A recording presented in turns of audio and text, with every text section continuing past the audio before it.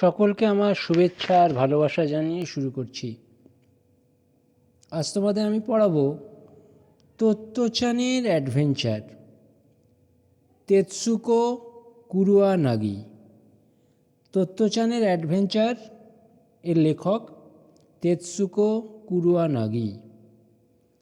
এটা অন্য ভাষার লেখা, অনুবাদ করা হয়েছে। তাহলে এটা একটা অন্য ভাষার লেখা, এটাকে অনুবাদ করা হয়েছে। কোন ভাষার লেখা? না, জাপানি ভাষায় লেখা। তেতসুকো কুরুয়ানাগি একজন জাপানি লেখক। তাঁর লেখাকে অনুবাদ করে তোমাদের পাঠ্যে দেয়া হয়েছে। তাহলে তোমাদের পাঠ্যে কি করা হয়েছে? এইটা দেয়া হয়েছে তোত্তো-চানের অ্যাডভেঞ্চার, সেটা অনুবাদ, মানে একজন অনুবাদ করেছেন, সেই অনুবাদটা তোমাদের পাঠ্যে অন্তর্ভুক্ত করা হয়েছে। ঠিক আছে? এখন তেতসুকো কুরুয়ানাগি সম্পর্কে প্রথমে একটু বলে নিই, তারপরে না হয় গল্পের মধ্যে যাব। এই তোত্তো-চানের গল্পটি অনুবাদ করেছেন মৌসুমী ভৌমিক। তাহলে মৌসুমী ভৌমিক ইংরাজি থেকে বাংলায় অনুবাদ করেছেন। আর ইংরাজিতে কে অনুবাদ করেছেন? ইংরাজিতে অনুবাদ করেছেন ডরোথি ব্রোটন। তাহলে তেতসুকো কুরুয়ানাগি সম্পর্কে প্রথমে একটু বলে নিই। তাঁর জন্ম 1933 সালে। জাপানের সবচেয়ে জনপ্রিয় টেলিভিশন ব্যক্তিত্ব ছিলেন তেতসুকো কুরুয়ানাগি। তিনি একসময় তাঁর ছোটোবেলার স্কুল জীবনের স্মৃতিকে কেন্দ্র করে লেখেন তোত্তো-চান। ছোট্ট খুকু বলতে যা বোঝায়, তোত্তো-চান কথাটির অর্থ অনেকটা তাই। তবে এই শুধুমাত্র স্মৃতিনির্ভর কোনো রচনা নয়। এই বইকে ঘিরে আবর্তিত হয়েছে এক আদর্শ শিক্ষকের সর্বকালের সর্বজনীন এক শিক্ষা ব্যবস্থার নানা দিক। লেখিকার অসাধারণ বর্ণনাশৈলীর গুণে বইটি সারা পৃথিবী জুড়ে বিভিন্ন ভাষায় অনূদিত হয়েছে এবং সমাদৃত হয়েছে। মূল জাপানি ভাষা থেকে এই বইটির ইংরাজি অনুবাদ করেছেন ডরোথি ব্রোটন, আর সেই ইংরাজি অনুবাদ থেকে বাংলায় অনুবাদ করেছেন মৌসুমী ভৌমিক। তোমাদেরকে আগেই বলেছিলাম যে এই তোত্তো-চানের গল্পটি বাংলায় অনুবাদ করেছেন মৌসুমী ভৌমিক। ঠিক আছে? আর মৌসুমী ভৌমিক আধুনিক বাংলা গানের একজন উল্লেখযোগ্য স্রষ্টা ও শিল্পী। তাহলে মৌসুমী ভৌমিককে না, আধুনিক বাংলা গানের তিনি একজন উল্লেখযোগ্য স্রষ্টা ও শিল্পী। এইবারে মূল গল্পে চলে যায়, অর্থাৎ তোত্তো-চানের গল্প, তোত্তো-চানের অ্যাডভেঞ্চার। গল্পের নাম কি? তোত্তো-চানের অ্যাডভেঞ্চার। লেখিকাকে তেতসুকো কুরুয়ানাগি। স্কুলের হল ঘরে তাঁবু খাটানোর দুদিন পরে ঘটনাটা ঘটেছিল। তাহলে স্কুলের হল ঘরে যেদিন তাঁবু খাটানো হয়েছিল, ঠিক তার দুদিন পরে ঘটনাটা ঘটেছিল। ঘটনাটা কি না, সেই ঘটনা লেখিকা বর্ণনা দিচ্ছেন। সেদিন তোত্তো-চান ইয়াসুয়াকি চানকে ওর গাছে ওঠার নিমন্ত্রণ জানিয়েছিল। তাহলে সেদিন কি ঘটেছিল না, তোত্তো-চান ইয়াসুয়াকি চানকে ওর গাছে ওঠার নিমন্ত্রণ জানিয়েছিল। সে কথা দুজনের মা বাবা কেউই জানতেন না। তাহলে এই যে কথাটা, অর্থাৎ তোত্তো-চান ইয়াসুয়াকি চানকে গাছে ওঠার নিমন্ত্রণ জানিয়েছিল, সে কথাটা তোত্তো-চানের বাবা মাও জানতেন না, আর ইয়াসুয়াকি চানের বাবা মাও জানতেন না। মূল ঘটনা কি এবার লেখিকা বলছেন। তোমইতে সবার একটা করে গাছ ছিল। তোমই একটা জায়গার নাম, সেখানে সবার একটা করে গাছ ছিল। মানে স্কুল চত্বরে যে গাছগুলো ছিল, ছেলেমেয়েরা প্রত্যেকে তার একটা করে দখল করে নিয়েছিল। তাহলে প্রত্যেকের একটা গাছ ছিল, মানে স্কুল চত্বরে যে গাছগুলো ছিল সেগুলো প্রত্যেকটা ছেলে মেয়ে প্রত্যেকে তার একটা একটা করে দখল করে নিয়েছিল। সবাই যে যার নিজের গাছে চড়ত। সবাই যে যার নিচের গাছে চড়ত। তত্ত্বচানের গাছটা ছিল বেড়ার কাছে, যে রাস্তাটা কোহন বুৎসুর দিকে চলে গেছে ঠিক তার ধারে। তাহলে তত্ত্বচানের একটা নিজস্ব গাছ ছিল, মানে স্কুলের গাছ, তা সে নিজে ব্যবহার করত। সেই গাছটা কোথায় ছিল? না বেড়ার কাছে। হ্যাঁ, আর সেই বেড়ার কাছে যে গাছটা ছিল তার পাশ দিয়ে কী হয়েছে না, তার পাশ দিয়ে একটা রাস্তা চলে গেছে, যে রাস্তাটা কোহন বুৎসুর দিকে চলে গেছে। কোহন বুৎসু একটা জায়গার নাম, আর তমই একটা জায়গার নাম। তাহলে তমইতে স্কুলটা ছিল, আর তমইয়ের যে বেড়া, সেই স্কুলের যে বেড়া, সেই বেড়ার পাশ দিয়ে একটা রাস্তা চলে গিয়েছিল। ঠিক রাস্তার পাশেই, মানে বেড়ার ভিতরে রাস্তার পাশে সে একটা গাছ ছিল, সেই গাছটা তত্ত্বচান দখল নিয়েছিল, মানে তত্ত্বচানের ওটা গাছ, সে গাছে চড়তো। ঠিক আছে, বেশ বড় একটা গাছ, গাছের গাটা পিছল, কিন্তু তুমি যদি একটু কায়দা করে একবার উঠে পড়তে পারো, তাহলে দেখবে মাটি থেকে 6 ফুট উঁচুতে একটা ডাল এমনভাবে ভাগ হয়ে গেছে যে তার উপরে চড়লে বেশ একটা দড়ির দোলনায় চেপেছি বলে মনে হবে। তাহলে গাছটা পিছল, কিন্তু তুমি যদি একটু কষ্ট করে উঠে যেতে পারো, তাহলে কি হবে দেখবে গাছটা একটু উপরে 5 থেকে 6 ফুট উপরে ডালটা এমনভাবে ভাগ হয়ে গেছে যে মনে হবে সেই ডালটায় উঠলে মনে হবে দোলনায় চাপা হয়েছে।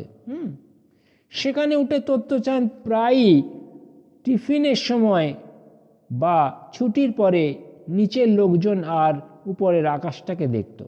তাহলে সেই গাছে উঠে তত্ত্বচান ভালো করে বসতো, বসে যেমন উপরের আকাশটাকে দেখতো, তেমনি ওই যে বলেছি রাস্তার পাশেই গাছ, সেই রাস্তার যারা লোকজন যাতায়াত করতো তাদেরও তত্ত্বচান দেখত। ছেলেমেয়েরা মনে করতো গাছগুলো তাদের নিজেদের সম্পত্তি, ফলে কেউ যদি আর কারো গাছে চড়তে চাইতো তাহলে তাকে গিয়ে বিনীতভাবে বলতে হতো, আমি কি একটু ভিতরে আসতে পারি? তাহলে দেখো যে ছেলেমেয়েরা প্রত্যেককে সেই গাছগুলোকে তাদের নিজেদের সম্পত্তি ভাবতো, কিন্তু সেগুলো তো নিজেদের সম্পত্তি নয়, স্কুলের সম্পত্তি। যাই হোক, তারা নিজেদের সম্পত্তি ভাবতো। ফলে কি হতো, একজন অন্য একজনের কাছে চড়তে চাইলে তাহলে তাকে গিয়ে বিনীতভাবে বলতে হতো, মানে বিনয়ের সঙ্গে, নম্রভাবে, ভালোবাসার সঙ্গে বলতে হতো, আমি কি একটু ভেতরে আসতে পারি? ইয়াসুয়াকি চানের পোলিওর জন্য পায়ে অসুবিধা ছিল বলে ওর কোনো নিজস্ব গাছ ছিল না। তাহলে ইয়াসুয়াকি চান বলে একটি ছেলে, যে কিনা তত্ত্বচানের সঙ্গে একই ক্লাসে পড়ে, সেই ছেলেটি পোলিও হয়েছিল। তার ফলে পোলিওর জন্য তার পায়ে অসুবিধা ছিল, ফলে তার কোনো নিজস্ব গাছ ছিল না। সেই জন্যই তত্ত্বচান ওকে ওর গাছে নিমন্ত্রণ করেছিল। তত্ত্বচান ইয়াসুয়াকি চানকে কেন নিমন্ত্রণ করেছিল এবার বোঝা গেল। কেন না, ইয়াসুয়াকি চানের পোলিওর জন্য পাটা ঠিক ছিল না, তাই তার নিজস্ব কোনো গাছ ছিল না। সেই জন্যই তার বন্ধু তত্ত্বচান ইয়াসুয়াকি চানকে ওর গাছে নিমন্ত্রণ করেছিল।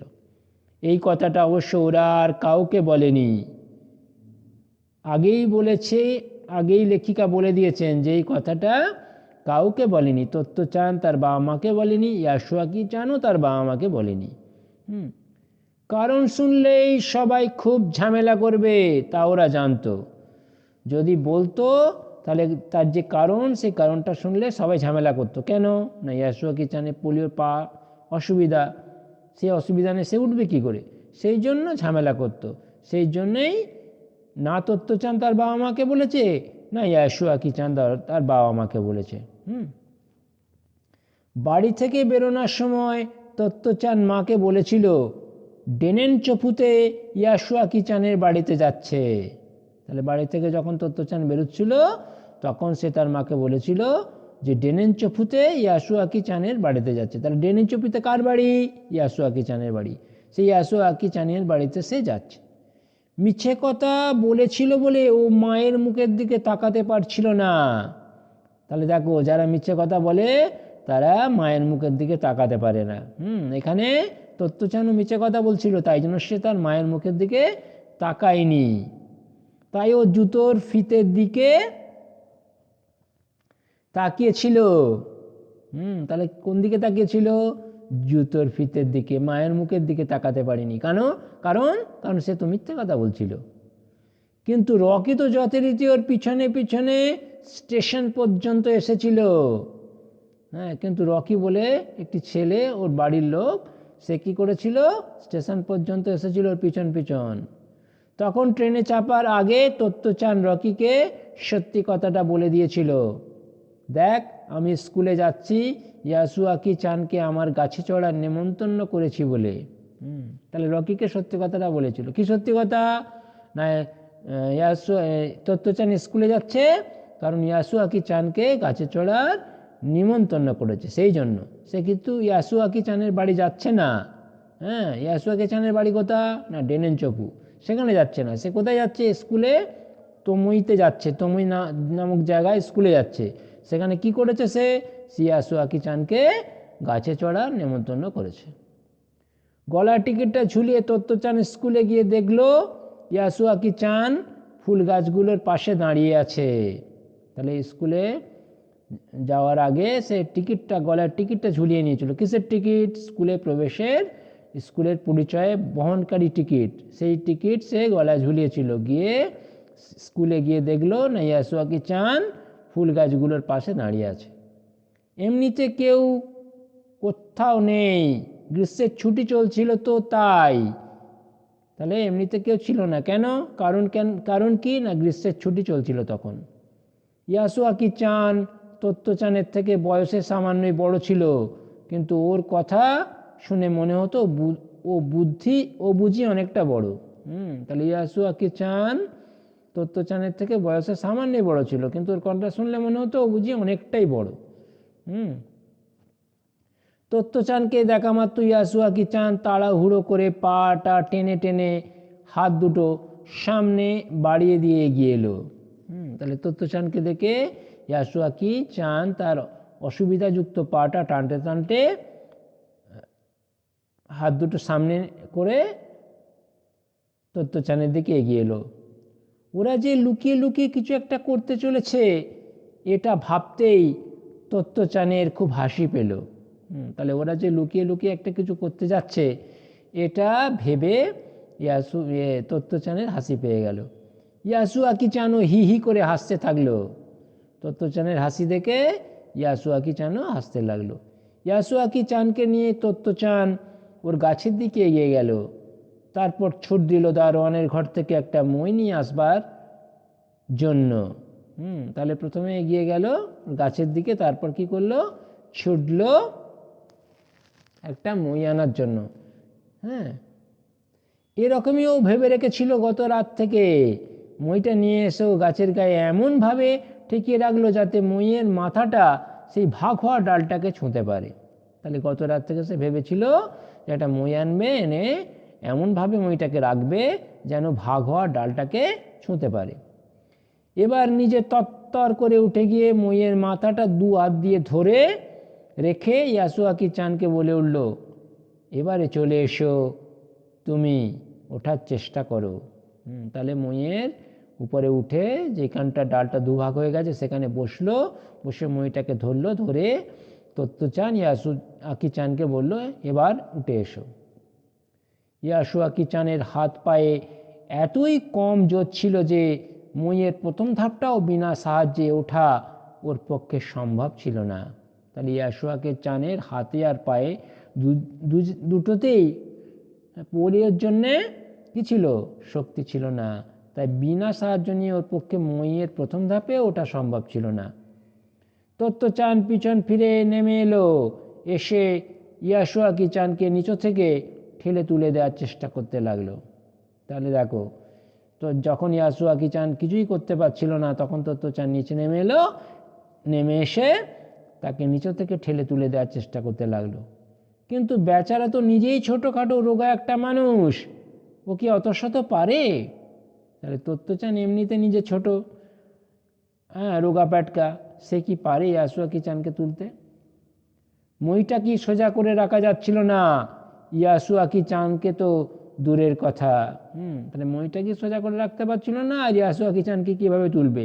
অত্যন্ত দুঃসাহসিক কাজ করছিল তারা। ইয়াসুয়াকি চান মইয়ের প্রথম ধাপ থেকে পা নামে চুপটি করে মাথা নিচু করে দাঁড়িয়ে রইল। তাহলে ইয়াসুয়াকি চান কি করলো, লজ্জা পেয়ে গেল, তার অত সাহস হলো না। সে কী করলো, প্রথম ধাপ থেকে পা নামিয়ে দিয়ে চুপটি করে মাথা নিচু করে লজ্জায় দাঁড়িয়ে রইল।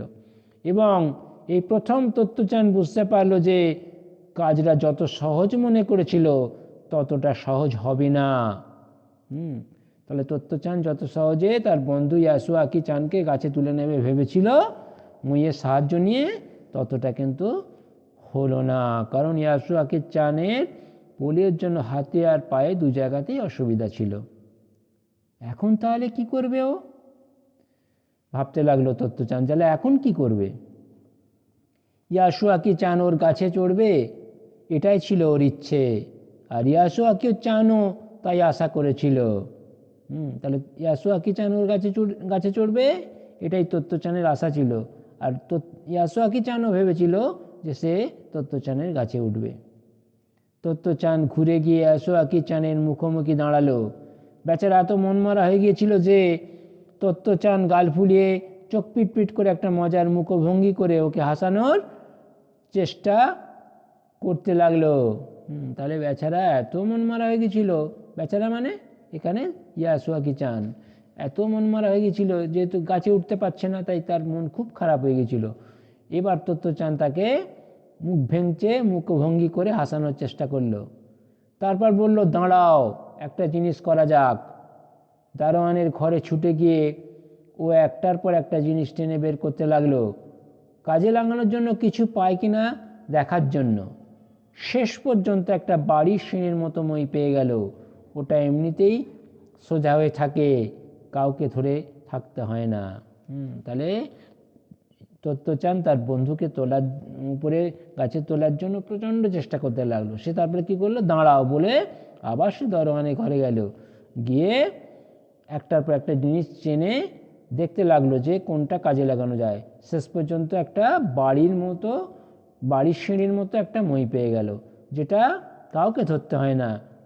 সেরকম সিঁড়ি একটা পেয়ে গেল। ওই সিঁড়ি মইটা ও টেনে নিয়ে এলো গাছের গোড়ায়। নিজের গায়ের জোরে ও নিজেই অবাক হয়ে যাচ্ছিল। তাহলে ওই সিঁড়ি মইটাকে সে টেনে নিয়ে এলো এবং নিজে যে এত শক্তি আছে সে নিজে এইটা ভেবেই অবাক হয়ে গেল, যে এত শক্তি তার আছে। মইটা সেই দুভাগ হওয়া ডালটাকে প্রায় ছুঁতে পারছিল। বেশ বিজ্ঞ ভাব করে ও ইয়াসুয়াকি চানকে বলল, এবার আর ভয় নেই, এটা লগ করবে না। তাহলে এবার বলল যে সিঁড়ি মইটা টেনে নিয়ে এলো, নিয়ে ঠেকালো গাছে, দেখলো যে ডালটাকে প্রায় ছুঁয়ে যাচ্ছিল। এবার একটা বেশ সাহসের সঙ্গে বলল, ইয়াসুয়াকি চান, এবার আর ভয় নেই, এটা লগ করবে না, লগবক করবে না, অর্থাৎ দুলবে না, যাতে সহজেই সে উঠতে পারবে।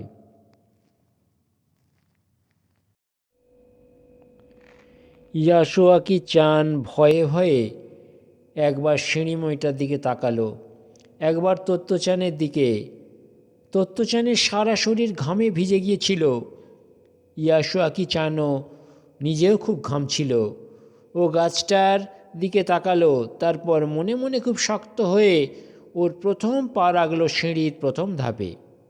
তাহলে ইয়াসুয়াকি চান এই কাজ করতে গিয়ে ভয়ে ভয়ে একবার ইয়াসুয়াকি চান ভয়ে ভয়ে একবার সিঁড়িমইটার দিকে তাকালো। কেন না, তাকে উঠতে হবে, সেই জন্য সে ভয়ে ভয়ে সিঁড়িমইটার দিকে তাকালো। আর কি করলো, একবার তত্ত্বচানের দিকে তাকালো। তাহলে একবার সিঁড়িমইটার দিকে, একবার তত্ত্বচানের দিকে তাকালো। কীরকমভাবে তাকালো না, ভয়ে ভয়ে। কেন সে ভয় পাচ্ছিল? কেননা তার শরীরে, তার পায়ে, তার হাতে সেরকম বল বা শক্তি ছিল না যে বল বা শক্তির সাহায্যে সে সিঁড়িমইটা দিয়ে গাছে উঠতে পারবে।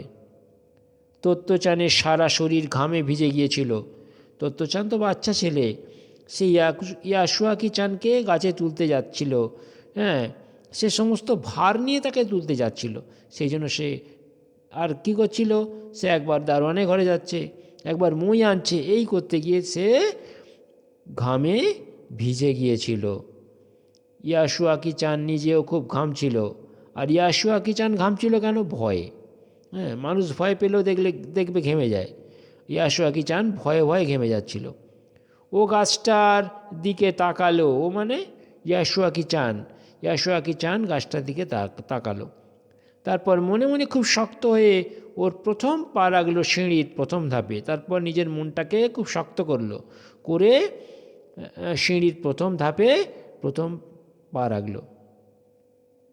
সিঁড়ির মাথায় পৌঁছতে যে কতক্ষণ লেগেছিল তা ওরা দুজনের একজনও বলতে পারবে না। তাহলে দেখো, সিঁড়ির মাথায় পৌঁছাতে যে ইয়াসুয়াকি চানের কত সময় লেগেছিল তা কিন্তু ইয়াসুয়াকি চানও জানে না, তত্ত্বচানও জানে না। গনগনে সূর্যটা ওদের মাথার উপর জ্বলছিল। মানে প্রচণ্ড গ্রীষ্মের দাবদাহে, প্রচণ্ড গ্রীষ্মের প্রখর রৌদ্রে কী হচ্ছিল, তাদের মাথার উপর যেন জ্বলছিল সূর্যটা। কিন্তু ওদের সেসব কিছুর দিকেই ভ্রূক্ষেপ ছিল না। তাহলে তারা কি করতে চাচ্ছিল? গাছে উঠতে চাচ্ছিল, সেই দিকেই তাদের মনটা ছিল। সূর্য যে এত প্রখর রৌদ্র দিয়ে তাদের মাথার উপর পড়ছে, তাদের যে কষ্ট হবে, কষ্ট হচ্ছিল না। তাদের একটাই লক্ষ্য ছিল যে গাছে চড়ব। এই যে মানুষ যখন তার লক্ষ্যের দিকে এগিয়ে যায়, তখন আশপাশের জিনিসগুলো, পরিবেশের জিনিসগুলো তাদের কিছু মনেই আসে না। এই তত্ত্বচান আর ইয়াসুয়াকি চানের মধ্যেও এই ব্যাপারটা ঘটেছিল। কোন ব্যাপারটা? তারা তাদের লক্ষ্যের দিকে এগিয়ে যাচ্ছিল, পরিবেশের চারদিকে কি ঘটছিল সেদিকে তাদের নজর ছিল না। তাই জন্যে সূর্যের প্রচণ্ড প্রখর রৌদ্রেও তাদের সেই রৌদ্রটাও কিছু মনে আসেনি। দুজনের মাথাতে তখন একটাই চিন্তা, ইয়াসুয়াকি চানকে গাছে চড়তেই হবে। তাদের লক্ষ্যবস্তুটা কী ছিল? না, একটাই তাদের মাথাতে চিন্তা ঘুরছিল, কি না ইয়াসুয়াকি চানকে গাছে চড়তেই হবে। তত্ত্বচান নিচে থেকে ওর একটা একটা করে পা এক ধাপ উপরে সিঁড়িতে তুলে দিচ্ছিল, আর নিজের মাথা দিয়ে ইয়াসুয়াকি চানের পিছনটা ঠেলে দিচ্ছিল। তাহলে ইয়াসুয়াকি চান যাতে উঠতে পারে সেই জন্য তত্ত্বচান প্রচণ্ড চেষ্টা করছিল। সেই চেষ্টাটা বলে বোঝানো সম্ভব নয়। একদিকে সে সিঁড়ি মই আনলো, অন্যদিকে তাকে তোলার জন্য পিছন থেকে ঠেলা দিয়ে উপর দিকে তুলছিল। অবশেষে ইয়াসুয়াকি চান মইয়ের মাথায় পৌঁছলো। অবশেষে কি হলো না, কি ঘটলো না, ইয়াসুয়াকি চান তার লক্ষ্য মইয়ের মাথায় উঠে যেতে পারল। হুররে! চেঁচিয়ে উঠল, আনন্দে তারা চিৎকার করে উঠল। মানুষ যখন আনন্দের মুহূর্তে আসে, তখন জয়ের মুহূর্তে আসেন, তখন তারা চিৎকার করে ওঠে। কি বলে না, হুররে! কিন্তু তারপর বাকিটা যেন অসম্ভব মনে হলো। তত্ত্বচান লাফিয়ে দুভাগ হওয়ার ডালে চড়ে বসল। তারপরে বাকিটা যেন অসম্ভব মনে হলো। তত্ত্বচান কী করলো? লাফিয়ে দুভাগ হওয়ার ডালে চড়ে বসলো। এবার ইয়াসুয়াকি চানকে মই থেকে ডালে নিয়ে আসবে কেমন করে? তার মধ্যে একটাই কাজ হচ্ছিল যে ইয়াসুয়াকি চানকে কিভাবে মই থেকে ডালে নিয়ে আসবে। সিঁড়ি মইটাকে আঁকড়ে ধরে ইয়াসুয়াকি চান তত্ত্বচানের দিকে তাকিয়ে রইল। তাহলে ইয়াসুয়াকি চান কী করছিল তখন? না, সিঁড়ি মইটাকে আঁকড়ে ধরে তত্ত্বচানের দিকে তাকিয়েছিল। তত্ত্বচানের খুব কান্না পাচ্ছিল। ও যে ভেবেছিল ইয়াসুয়াকি চানকে ওর ডালে নিয়ে এসে কত কি দেখাবে। তাহলে তত্ত্বচান কী ভেবেছিল? যে ইয়াসুয়াকি চানকে ওর ডালে নিয়ে এসে কত কি দেখাবে। এইটা যখন হচ্ছিল না, তখন তার কান্না পাচ্ছিল। কার কান্না পাচ্ছিল? তত্ত্বচানের। কেননা সে ইয়াসুয়াকি চানকে তার গাছের ডালে তখনও পর্যন্ত নিয়ে যেতে পারেনি। কিন্তু কাঁদল না ও। কাঁদলে যদি ইয়াসুয়াকি চানও কেঁদে ফেলে, তাহলে তত্ত্বচান এত কষ্ট হওয়া সত্ত্বেও কাঁদছিল না। কেন না, তার দুর্বলতা ইয়াসুয়াকি চানের মধ্যে ছড়িয়ে পড়বে। তত্ত্বচান যদি কেঁদে ফেলে, ইয়াসুয়াকি চানও কেঁদে ফেলবে। তাই জন্য সে কাঁদল না, নিজের মনকে আরও শক্ত করলো। দেখো, তোমরা এই গল্পটা থেকে দেখো একবার যে একটা কিছু পেতে হলে কত কষ্ট স্বীকার করতে হয়। কখনো সাহস হারাতে নেই, সাহস হারালেই পরাজয়। এখানে তত্ত্বচান অত বাচ্চা ছেলে হয়েও সে কিন্তু সাহস হারায়নি। তত্ত্বচান হাত বাড়িয়ে ইয়াসুয়াকি চানের হাতটা ধরল। পোলিওতে ওর আঙুলগুলো সব দলা পাকিয়ে গিয়েছিল। তাহলে তত্ত্বচান এরপরে কী করলো না ইয়াসুয়াকি চানের হাতটা ধরলো। ইয়াসুয়াকি চানের হাতটা পোলিওতে দলা পাকিয়ে গিয়েছিল। পাটা যেমন দুর্বল ছিল তেমন হাতগুলোও দুর্বল ছিল।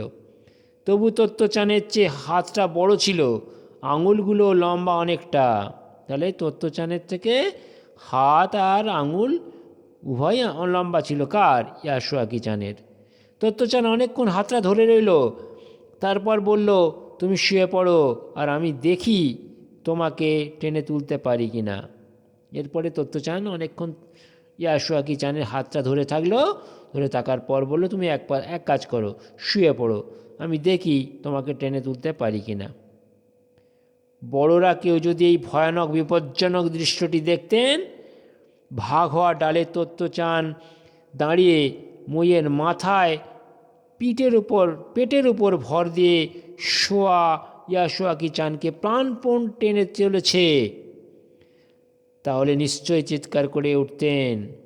তাহলে বড়রা কেউ যদি ভয়ঙ্কর কাণ্ডটা দেখতো, কোন ভয়ঙ্কর কাণ্ড, কোন ভয়ঙ্কর দৃশ্যের কথা বলা হয়েছে না, ভাগ হওয়া ডালে তত্ত্বচান দাঁড়িয়ে আছে, দাঁড়িয়ে থেকে সে কী করছে না মইয়ের মাথায় পেটের উপর ভর দিয়ে শোয়া ইয়াসুয়াকি চানকে প্রাণপণে টেনে তোলার চেষ্টা করছে। কোথায় টেনে তোলার চেষ্টা করছে না গাছের ডালে। তাহলে নিশ্চয় চিৎকার করে উঠতেন। এই ভয়ানক বিপজ্জনক দৃশ্য দেখে বড়রা চিৎকার করে উঠতেন। কিন্তু ইয়াসুয়াকি চান তো সমস্ত আস্থা রেখেছিল তত্ত্বচানের উপর। কিন্তু ইয়াসুয়াকি চানের সমস্ত ভরসা ছিল কার উপরে না তত্ত্বচানের উপর। ইয়াসুয়াকি চান সমস্ত ভরসা তত্ত্বচানের উপর রেখেছিল, আর তার জন্যে তত্ত্বচান জীবনের ঝুঁকি নিয়েছিল। যেহেতু তত্ত্বচানের উপর ইয়াসুয়াকি চান ভরসা রেখেছিল, তাই তত্ত্বচানও জীবনের ঝুঁকি নিয়েছিল। ওর ছোট্ট হাতের মুঠোয় ইয়াসুয়াকি চানের হাত সমস্ত শক্তি দিয়ে তাকে টেনে তোলার চেষ্টা করছে।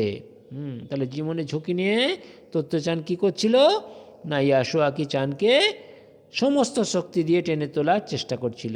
ভাবো কত ছোট্ট ছেলে তত্ত্বচান, সেই ছোট্ট ছেলে তত্ত্বচান সমস্ত শক্তি দিয়ে সমস্ত বিপজ্জনক অবস্থা থেকে ইয়াসুয়াকি চানকে তোলার চেষ্টা করছে। এটা কিন্তু খুব সাহসের পরিচয়। তোমরা একবার ভাবো যে মানুষ আর একটা মানুষকে সাহায্য করার জন্য কী নাই করতে পারে। সে ছোট্ট মানুষ হলেও সে তো মানুষ, সে আর একটা মানুষ অর্থাৎ তার বন্ধু ইয়াসুয়াকি চানের জন্য জীবন বাজি রেখেছিল। জীবন বাজি রেখে তাকে গাছের ডালে তুলতে চেষ্টা করছিল।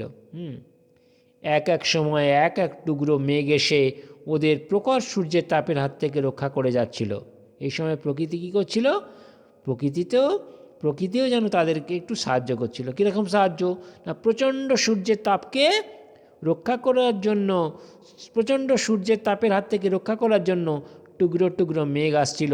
সেই মেঘ এসে সূর্যকে ঢেকে প্রখর সূর্যের তাপ থেকে ওদের দুজনকে রক্ষা করছিল। অবশেষে দুজনে গাছের ডালের উপর মুখোমুখি দাঁড়াতে পারল। অবশেষে তাদের সাফল্য এলো। কীরকম সাফল্য না, তারা দুজনেই গাছের ডালে মুখোমুখি দাঁড়াতে পারল। তত্ত্বচান ঘামে ভেজা চুল মুখের ওপর থেকে সরিয়ে মাথা নিচু করে ইয়াসুয়াকি চানকে আমন্ত্রণ জানালো, স্বাগতম। ইয়াসুয়াকি চান গাছের গায়ে পিঠ থেকে লাজুকভাবে হেসে বলল, আসতে পারি ভেতরে? তাহলে শেষ পর্যন্ত তত্ত্বচানের গাছে নিমন্ত্রণ পেল ইয়াসুয়াকি চান। ইয়াসুয়াকি চানকে স্বাগতম জানালো তত্ত্বচান, জানিয়ে বলল, এসো। আর ইয়াসুয়াকি চানও গাছের গায়ে পিঠ থেকে বলল, আসতে পারি ভিতরে? এই ঘটনা তার জীবনে কখনো ঘটেনি। সে তো উঠতেই পারত না, কারণ পোলিওতে তার হাত পা দুটোই অবশ। বন্ধুর প্রচণ্ড সহায়তায় ইয়াসুয়াকি চান গাছে উঠতে পারল, সেই ভয়ঙ্কর দৃশ্যের মুখোমুখি হতে পারল। ও তো কখনো এমন দৃশ্য দেখেনি এর আগে। কোন দৃশ্য না, এর আগে কখনো ইয়াসুয়াকি চান কারো গাছে গিয়ে স্বাগতম ধ্বনি পায়নি। গাছে ওঠা ব্যাপারটা তাহলে এইরকম বলেও হাসল। তাহলে গাছে ওঠা ব্যাপারটা যে এরকম, এই প্রথম তার স্বাদ অনুভব করলো ইয়াসুয়াকি চান। দুই বন্ধুতে বেশ অনেকক্ষণ রইল গাছের উপরে, বসে বসে ওরা নানান গল্প করলো। তাহলে দুই বন্ধু মিলে গাছের উপরে অনেকক্ষণ রইল। জানো, আমার দিদি তো আমেরিকা থাকে, ও বলেছে ওদের নাকি টেলিভিশন বলে একটা জিনিস আছে। ইয়াসুয়াকি চান খুব উৎসাহের সঙ্গে বলল। তাহলে ইয়াসুয়াকি চান খুব উৎসাহের সঙ্গে চানকে বলল, জানো আমার দিদি তো আমেরিকা থাকে, ওখানে নাকি টেলিভিশন বলে একটা যন্ত্র আছে। ও বলেছে জাপানে যখন টেলিভিশন আসবে তখন আমরা বাড়িতে বসে সুমো পালোয়ানদের দেখতে পাবো। টেলিভিশন নাকি একটা বাক্সের মতো, আমার দিদি বলেছে। তাহলে ইয়াসুয়াকি চান উৎসাহের সঙ্গে বলল যে জাপানে যখন টেলিভিশন আসবে তখন তারা সুমো পালোয়ানদের খেলা দেখতে পাবে। টেলিভিশন কীরকম? না, একটা বাক্সের মতো। ইয়াসুয়াকি চান, যে কিনা একটা মাঠেও ঘুরে বেড়াতে পারে না, তার কাছেই ঘরে বসে বসে বাইরের পৃথিবীটাকে দেখতে পাওয়ার মানে যে কি হতে পারে তা বোঝার মতন বড় তত্ত্বচান হয়নি তখনও। তাহলে ইয়াসুয়াকি চান, যে কিনা মাঠে ঘুরতেও পারে না, বাইরের পৃথিবীটাকে ঠিকঠাক দেখতে পায় না, সেই ইয়াসুয়াকি চান ঘরে বসে গোটা পৃথিবীটাকে দেখতে পাবে। এটার যে কি মানে হতে পারে এটা কিন্তু তত্ত্বচান জানে না। ও কেবল ভাবছিল একটা ঘরের ভিতরে একটা বাক্স, তার মধ্যে বড় বড় সুমো পালোয়ান, এটা কেমন করে হতে পারে। তখন সে ভাবছিল, সে মানে তত্ত্বচান ভাবছিল, কি ভাবছিল, যে একটা ঘরের ভেতরে একটা বাক্স, আর সেই বাক্সের ভেতরে বড় বড় সুমো পালোয়ান, কি করে হবে এটা। ব্যাপারটা হলে কিন্তু দারুণ হবে, ও ভাবছিল। এই ব্যাপারটা যদি হয় তাহলে খুব সুন্দর হবে, দারুণ হবে, এটাই ভাবছিল তত্ত্বচান। তখনকার দিনে আসলে কেউ টেলিভিশনের কথা জানতো না। ইয়াসুয়াকি চানই প্রথম তত্ত্বচানকে যন্ত্রটার সঙ্গে পরিচয় করিয়েছিল। তাহলে তখন টেলিভিশনের কথা জানতো না। ইয়াসুয়াকি চান তত্ত্বচানকে সেই টেলিভিশনের সঙ্গে পরিচয় করিয়েছিল। দূরে পাখির গান শোনা যাচ্ছিল, আর গাছের ডালে বসে দুটি শিশু পরম আনন্দে গল্প করছিল। তাহলে দূরে পাখিদের গান শোনা যাচ্ছিল, আর গাছের উপরে দুটো ছোট্ট ছোট্ট বাচ্চা বাচ্চা শিশু, একটা হচ্ছে তত্ত্বচান আর একটা হচ্ছে ইয়াসুয়াকি চান, তারা পরম আনন্দে গল্প করছিল। তাদের ভীষণ আনন্দ হয়েছিল সেদিন ইয়াসুয়াকি চানের সেই প্রথম গাছে চড়া। আর ইয়াসুয়াকি চান সেই প্রথম গাছে চড়েছিল, এর আগে সে কখনো গাছে চড়েনি। গাছে চড়ার আনন্দ সে সেই প্রথম অনুভব করল। এবার আলোচনা করব প্রশ্নোত্তর নিয়ে। প্রথমে হচ্ছে একের দাগের, তত্ত্বচান শব্দটির অর্থ কী? তত্ত্বচান শব্দটির অর্থ হল খুব ছোট খুকু। তত্ত্বচান বইটির লেখিকার নাম কি? তত্ত্বচান বইটির লেখিকার নাম তেতসুকো কুরোয়ানাগি। তিনের দাগের, নিচের এলোমেলো বর্ণগুলি সাজিয়ে শব্দ তৈরি করো। প্রথমে আছে লয়োকা অন্তুস্থয়কা পয়াকা দন্তন্য, এটা হবে পালোয়ান। পয়াকা লয়োকা অন্তুস্থয়কা দন্তন্য। তারপর এটা হচ্ছে ঘ ল র হ, এটা হবে হ ল ঘ র, হল ঘর, হল ঘর। পরেরটা তয়স্যই রয় দীর্ঘই থয়াকা উঞ্জ, এটা হবে উঞ্জ থয়াকা, যথা রয় দীর্ঘই তসিরীতি, যথারীতি। পরেরটা হচ্ছে ভয়স্যই টয়কা তালবস্য লয়হস্যই দন্তন্য, এটা হবে টেলি টয়কা লয়হস্যই ভয়স্যই তালবস্য দন্তন্য, টেলিভিশন।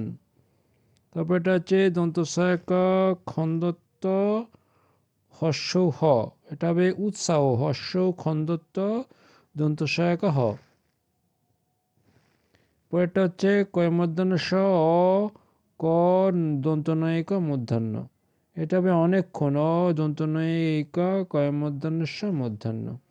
এই হয়ে গেল তিনের দাগের প্রশ্নোত্তর। এরপরে আছে চারের দাগের, বন্ধনী থেকে ঠিক উত্তরটি বেছে নিয়ে আবার লেখো।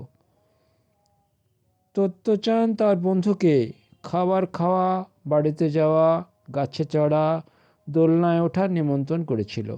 তত্ত্বচান তার বন্ধুকে গাছে চড়ার নিমন্ত্রণ করেছিল? উত্তরটা হবে গাছে চড়া। তত্ত্বচানের গাছটা ছিল রাস্তার মাঝখানে, বাড়ির উঠোনে, বেড়ার ধারে, বাগানের মধ্যে।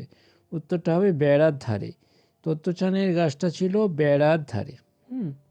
পরের প্রশ্ন, তত্ত্বচান গাছে ওঠার নিমন্ত্রণ জানিয়েছিল রকি, বাবা, দারোয়ান, ইয়াসুয়াকি চানকে? উত্তরটা হবে তত্ত্বচান গাছে ওঠার নিমন্ত্রণ জানিয়েছিল ইয়াসুয়াকি চানকে। তত্ত্বচান মই নিয়ে এসেছিল বাড়ি, দারোয়ানের ঘর, দোকান, শ্রেণীকক্ষ থেকে। উত্তরটা হবে তত্ত্বচান মই নিয়ে এসেছিল দারোয়ানের ঘর থেকে। ইয়াসুয়াকি চানের পোলিওর, টাইফয়েডের, নিউমোনিয়া, জন্ডিসের জন্য গাছে চড়ায় অসুবিধে ছিল। উত্তরটা হবে ইয়াসুয়াকি চানের পোলিওর জন্য গাছে চড়ার অসুবিধা ছিল। উত্তরটা পোলিওর। এরপরে 5 দাগ, কোনটি বেমানান চিহ্নিত করো? দেয়া আছে গাছ, ডাল, পাতা, রাস্তা। গাছ, ডাল, পাতা, রাস্তা। গাছের সঙ্গে ডালের পাতার সম্পর্ক আছে, কিন্তু রাস্তার কোনো সম্পর্ক নেই, তাই বেমানান শব্দ রাস্তা। পরের প্রশ্ন, হলঘর, কলঘর, উঠোন, চিলেকোঠা। দেখো, হলঘরের সঙ্গে কলঘর আর চিলেকোঠার যোগ আছে, তিনটেই ঘর, কিন্তু উঠোন ঘর নয়, তাহলে উঠোনটা বেমানান। সিঁড়ি, মই, তাঁবু, ধাপ। এই তিনটের মধ্যে সিঁড়ির সঙ্গে মইয়ের সম্পর্ক আছে, ধাপেরও সম্পর্ক আছে, কিন্তু তাঁবুর কোনো সম্পর্ক নেই, তাঁবুটাই বেমানান। মার্কিন যুক্তরাষ্ট্র, জাপান, বাংলাদেশ, পশ্চিমবঙ্গ। মার্কিন যুক্তরাষ্ট্র একটা দেশ, জাপান একটা দেশ, বাংলাদেশ একটা দেশ, কিন্তু পশ্চিমবঙ্গ দেশ নয়, রাজ্য, তাই পশ্চিমবঙ্গটা বেমানান। Sumo, boxing, badminton, karate. Sumo, boxing, karate এক জাতীয় খেলা, কিন্তু ব্যাডমিন্টন শারীরিক কোনো খেলা নয়, একটা র্যাকেট নিয়ে খেলতে হয়, তাই ব্যাডমিন্টনটা হচ্ছে বেমানান শব্দ।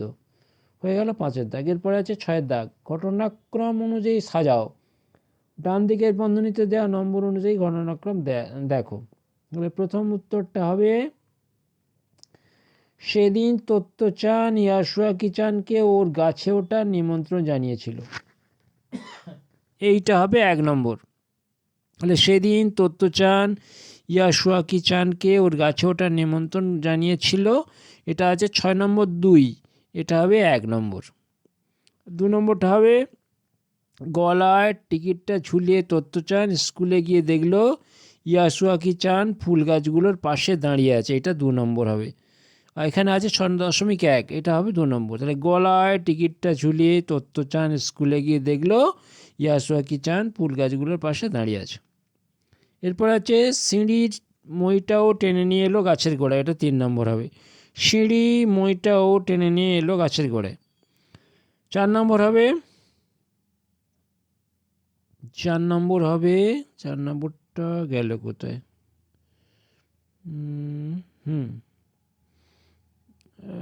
4 নম্বরটা কি দেয়া নেই? 4 নম্বরটা গেল কোথায়? 4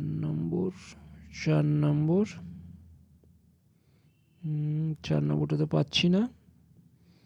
হ্যাঁ, অবশেষে হলো না, উত্তরটা পাওয়া যাচ্ছে না, যাই হোক।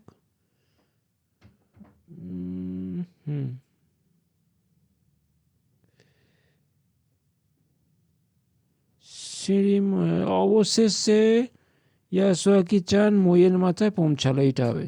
আর শেষেরটা হচ্ছে, ইয়াসুয়াকি চানকে বলল, এবার চলো, এসো তুমি। হ্যাঁ, এবার চলে এসো তুমি। ইয়াসুয়াকি চানকে বলল, এবার চলে এসো তুমি, এটা হবে শেষে। মিলে গেল। এরপর হচ্ছে 7 দাগ, শব্দ জুড়ি থেকে ঠিক শব্দটি বেছে শূন্যস্থান পূরণ করো। শব্দ জুড়িতে দেওয়া আছে সুমো, বেড়া, তুমই, পোলিও, বাক্স। 1 নম্বর প্রশ্ন, ড্যাশতে সবার একটা করে গাছ ছিল। উত্তরটা হবে তমইতে সবার একটা করে গাছ ছিল। তমই হচ্ছে একটা জায়গার নাম। তত্ত্বচানের গাছটা ছিল ড্যাশের ধারে। উত্তরটা হবে বেড়ার ধারে। তত্ত্বচানের গাছটা ছিল বেড়ার ধারে। ইয়াসুয়াকি চানের ড্যাশের জন্য পায়ে অসুবিধা ছিল। ইয়াসুয়াকি চানের পোলিওর জন্য পায়ে অসুবিধা ছিল। টেলিভিশন নাকি একটা ড্যাশ মতো, টেলিভিশন নাকি একটা বাক্সের মতন, তার মধ্যে ইয়া বড় বড় ড্যাশ পালোয়ান, তার মধ্যে ইয়া বড় বড় সুমো পালোয়ান। হয়ে গেল 7-এর দাগ। এরপরে 8-এর দাগ। একটি বাক্যে উত্তর দাও। তত্ত্বচান কাকে গাছে চড়ার নিমন্ত্রণ জানিয়েছিল? তত্ত্বচান তার স্কুলের বন্ধু ইয়াসুয়াকি চানকে গাছে চড়ার নিমন্ত্রণ জানিয়েছিল। গাছে চড়ার নিমন্ত্রণের কথা কারা জানতেন না? গাছে চড়ার নিমন্ত্রণের কথা তত্ত্বচানের বাবা মা এবং ইয়াসুয়াকি চানের বাবা মা, এনারা জানতেন না। অর্থাৎ তত্ত্বচানের বাবা মাও জানতেন না, ইয়াসুয়াকি চানের বাবা মাও জানতেন না। কোথায় সবার একটা করে গাছ ছিল? উত্তর, তোমইতে। যে স্কুল আছে সেই স্কুল চত্বরে সকলের একটা করে গাছ ছিল। পরের প্রশ্ন, স্কুল চত্বরে কারা গাছগুলো দখল নিয়েছিল? স্কুল চত্বরে গাছগুলো স্কুলেরই ছেলেমেয়েরা গাছগুলো দখল নিয়েছিল। টিফিনের সময় বা ছুটির পরে তত্ত্বচান কি করত? টিফিনের সময় বা ছুটির পরে তত্ত্বচান তার নিজস্ব গাছে চড়ে নিচের মানুষজন আর উপরের আকাশ দেখত। ইয়াসুয়াকি চানের পায়ে কি অসুবিধা ছিল? ইয়াসুয়াকি চানের পোলিওর জন্য তার পায়ে কোনো জোর ছিল না। তত্ত্বচান মাকে কি বলে বাড়ি থেকে বেরিয়েছিল? তত্ত্বচান তার মাকে বলেছিল যে ডেনেন চপুতে ইয়াসুয়াকি চানের বাড়িতে যাচ্ছে, এই বলে বেরিয়েছিল। এবং যখন সে বলছিল তখন তত্ত্বচান তার মায়ের মুখের দিকে তাকাতে পারছিল না। কেন না, সে তো মিথ্যে বলছিল। যাই হোক, পরের প্রশ্ন, স্কুলে গিয়ে তত্ত্বচান কি দেখেছিল? স্কুলে গিয়ে তত্ত্বচান দেখল যে ইয়াসুয়াকি চান ফুল গাছগুলোর পাশে দাঁড়িয়ে আছে। তত্ত্বচান কোথা থেকে মই সংগ্রহ করেছিল? তত্ত্বচান স্কুলের দারোয়ানের ঘর থেকে মই সংগ্রহ করেছিল। মইয়ের মাথায় পৌঁছেও ইয়াসুয়াকি চান গাছের উপরে উঠতে পারছিল না, কেন? মইয়ের মাথায় পৌঁছেও ইয়াসুয়াকি চান গাছের উপরে উঠতে পারছিল না, কারণ পোলিওর জন্য তার পায়ের কোনো জোর ছিল না। ইয়াসুয়াকি চানের হাতটা কেমন ছিল? ইয়াসুয়াকি চানের হাতটা তত্ত্বচানের চেয়ে অনেকটাই বড় ছিল, আঙুলগুলো ছিল অনেকটা লম্বা। এই হলো 8-এর দাগ। এরপর হচ্ছে 9-এর দাগ। নিচের বাক্যগুলোর উত্তর নিজের ভাষায় লেখো। তত্ত্বচান গাছের উপরে উঠে কিভাবে সময় কাটাতো? তত্ত্বচান গাছের উপরে উঠে ছুটির সময়ে বা টিফিনের সময় বা যখনই সে অবসর পেত তখনই সে প্রিয় গাছে চড়ে পাশের যে রাস্তা, সেই রাস্তা দিয়ে যত লোকজন যাতায়াত করতো তাদের দেখতো, আর উপরের দিকে তাকিয়ে আকাশটাকে দেখতো। পরের প্রশ্ন, ছেলেমেয়েরা গাছগুলোকে কিভাবে আপন করে নিয়েছিল? ছেলেমেয়েরা গাছগুলোকে মনে করত যেন তাদের নিজস্ব সম্পত্তি। ফলে কেউ যদি কারো গাছে চড়তে চাইতো তাহলে তাকে গিয়ে বিনীতভাবে বলতে হতো, আমি কি একটু ভেতরে আসতে পারি? বন্ধু কিভাবে গাছে ওঠাবে বলে তত্ত্বচান পরিকল্পনা করেছিল? বন্ধুকে কিভাবে গাছে ওঠাবে বলে তত্ত্বচান পরিকল্পনা করেছিল? উত্তর, তত্ত্বচান তার বন্ধু ইয়াসুয়াকি চানকে তার গাছে ওঠাবে বলে নেমন্তন্ন করেছিল। এই কথাটা সে তার বাবা মাকে বলেনি, এমনকি ইয়াসুয়াকি চানও তার বাবা মাকে বলেনি। অবশ্যই এই কথাটা ওরা আগে থেকে কাউকেই বলেনি, কারণ শুনলেই সবাই খুব ঝামেলা করবে, এই জন্য বলেনি। টেলিভিশনের গল্প শুনে তত্ত্বচান কি ভেবেছিল? টেলিভিশনের গল্প শুনে তত্ত্বচান ভেবেছিল একটা ঘরের ভিতরে একটা বাক্স, তার মধ্যে বড় বড় সুমা পালোয়ান। এটা কেমন করে হতে পারে? ব্যাপারটা হলে কিন্তু দারুণ হবে। পরের প্রশ্ন, এই প্রথম তত্ত্বচান বুঝতে পারলো। তত্ত্বচান কি বুঝতে পারলো? কাজটা কেন সহজ ছিল না তা লেখো। তত্ত্বচান বুঝতে পারলো খুব সহজেই ইয়াসুয়াকি চানকে গাছে ওঠানো যাবে না। ইয়াসুয়াকি চান পোলিওর জন্য এমনই পঙ্গু ছিল যে তার হাত পায়ে জোর পেত না। সেই জন্য কাজটা সহজ ছিল না। পরের প্রশ্ন, তত্ত্বচান তার বন্ধু ইয়াসুয়াকি চানকে গাছে ওঠার নিমন্ত্রণ করেছিল কেন? তত্ত্বচান তার বন্ধু ইয়াসুয়াকি চানকে গাছে ওঠার নিমন্ত্রণ করেছিল, কারণ পোলিওর জন্য ইয়াসুয়াকি চানের নিজস্ব কোনো গাছ ছিল না। ইয়াসুয়াকি চানকে সেজন্যই তত্ত্বচান ওর গাছে চড়ার নিমন্ত্রণ করেছিল। পরের প্রশ্ন, দুই বন্ধু গাছের উপর বসে টেলিভিশন নিয়ে কি গল্প করেছিল? ইয়াসুয়াকি চান এবং তত্ত্বচান এই দুই বন্ধু গাছের উপরে বসে বলেছিল তার দিদি আমেরিকায় থাকে। ইয়াসুয়াকি চান তত্ত্বচানকে বলেছিল তার দিদি আমেরিকায় থাকে। সে জানিয়েছে যে আমেরিকা টেলিভিশন নামে একটা জিনিস আছে, সেই জিনিস যখন জাপানে আসবে তখন তারা ঘরে বসে সুমো পালোয়ানদের দেখতে পাবে। টেলিভিশন নাকি একটা বাক্সের মতো। তত্ত্বচান কথা শুনে ভেবেছিল এটা কেমন করে হতে পারে, হলে ব্যাপারটা কিন্তু খুব দারুণ হবে। এরপরে চলে যাই 10-এর দাগ। প্রতিশব্দ লেখো গাছ। গাছের প্রতিশব্দ হচ্ছে বৃক্ষ, পাদপ, তরু ইত্যাদি। মাটির প্রতিশব্দ মৃত্তিকা, ভূমি, ক্ষেত্র, জমি, ভূমাতা ইত্যাদি। সূর্য, অর্ক, অগ্নি, দীনবন্ধু, দিবাকর, দীনমণি ইত্যাদি। রাস্তার প্রতিশব্দ সরণি, পথ, মার্গ ইত্যাদি। আকাশ, গগন, অম্বর, অন্তরিক্ষ, মহাশূন্য, বোম। 10-এর দাগের পরে 11-র দাগ। বর্ণ বিশ্লেষণ করো। তত্তর, ত যুক্ত অ যুক্ত র যুক্ত অ যুক্ত ত যুক্ত অ যুক্ত র। ছোটোখাটো, ছ যুক্ত ওই যুক্ত ট যুক্ত ও যুক্ত ট যুক্ত ও যুক্ত খ যুক্ত আ যুক্ত ট যুক্ত। ভয়ানক, ভ যুক্ত অ যুক্ত অন্তস্থ যুক্ত আ যুক্ত দন্তন্য যুক্ত অ যুক্ত ক। লাজুক, ল যুক্ত আ যুক্ত বর্গীয় জ যুক্ত হস্য যুক্ত ক। অ্যাডভেঞ্চার, আ যুক্ত ব যুক্ত ড যুক্ত অ যুক্ত ভ যুক্ত এ যুক্ত ইয় যুক্ত চ যুক্ত আ যুক্ত র। অ্যাডভেঞ্চার। এই গেল তোমাদের তত্ত্বচানের প্রশ্নোত্তর। তত্ত্বচান গল্পটির প্রশ্ন উত্তর নিয়ে আলোচনা করলাম তোমাদের সুবিধার জন্য। আজ তোমাদের সবাইকে ভালোবাসা, অনেক অনেক শুভেচ্ছা জানিয়ে শেষ করছি। তোমরা সকলে খুব ভালো থেকো।